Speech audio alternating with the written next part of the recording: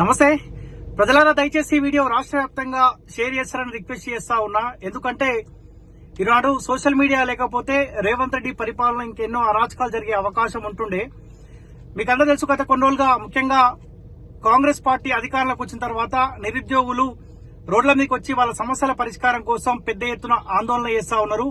ముఖ్యంగా నిరుద్యోగులు కొత్త హామీలు ఏం అడగట్లేదు. రేవంత్ రెడ్డి ఇచ్చిన హామీలు, ఆయన పెట్టిన మేనిఫెస్టోలో పెట్టిన హామీలే నెరవేర్చేయాలని రిక్వెస్ట్ చేస్తా ఉంటే పోలీసు వాళ్ళని అడ్డంగా పెట్టుకుని రేవంత్ రెడ్డి సర్కార్, కాంగ్రెస్ ప్రభుత్వం రెచ్చిపోతున్నట్టు స్పష్టంగా కనిపిస్తా ఉన్నది.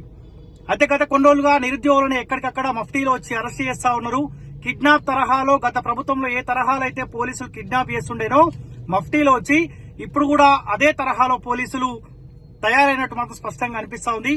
చికట్పల్లి దగ్గర ఈ రోజు ఈవినింగ్ నుంచి నిరుద్యోగులు పెద్ద ఎత్తున ఆందోళన చేస్తా ఉన్నారు. మాకు ఇచ్చిన హామీలు నెరవేర్చాల్సిందే, ముఖ్యంగా డిఎస్సిని పోస్ట్ పోన్ చేయాలి, సంవత్సరం లోపు 2 లక్షల ఉద్యోగాలు ఇవ్వాలి, గ్రూప్ 2, గ్రూప్ 3 పోస్టులు పెంచాలని చెప్పి గత కొన్ని రోజులు ఆందోళన చేస్తా ఉంటే అట్లీస్ట్ రేవంత్ రెడ్డి సర్కార్ పిలిపించుకొని కూడా మాట్లాడే ప్రయత్నం చేస్తలేదని చెప్పి నిరుద్యోగులు ఎక్కడో ఒక చోట ఆందోళన చేస్తా ఉన్నారు. అయితే నిరుద్యోగులకు గత కొన్ని రోజులుగా సోషల్ మీడియా అండగా ఉంటా ఉన్నది. ముఖ్యంగా పిఎంఆర్ టీవీ ఛానల్ ఓనర్ ఎవరైతే ఉన్నారో మైపాల్ యాదవ్ గత కొన్ని రోజులుగా వాళ్ళకు అండగా ఉండే ప్రయత్నం చేస్తా ఉంటే, ఎక్కడ ఆయన నిరుద్యోగులకు అండగా ఉండి వాళ్ళ వాయిస్ వినిపించే ప్రయత్నం చేస్తా ఉంటే పోలీసులు అక్రమంగా అరెస్ట్ చేసే ప్రయత్నం చేస్తా ఉన్నారు. మొన్న కూడా అదే తరహాలో ఆర్ట్స్ కాలేజ్ దగ్గర, లైబ్రరీ దగ్గర కూడా నిరుద్యోగుల వాయిస్ తీసుకున్న క్రమంలో కూడా అదే తరహాలో అరెస్ట్ చేశారు. అయితే కొద్దిసేపటి క్రితమే చికట్పల్లి లైబ్రరీ దగ్గర కూడా నిరుద్యోగుల వాయిస్ తీసుకునే క్రమంలో కూడా కొంతమంది పోలీసులు మైపాల్ యాదవ్ అని లిఫ్ట్ చేసే ప్రయత్నం చేసినట్ట.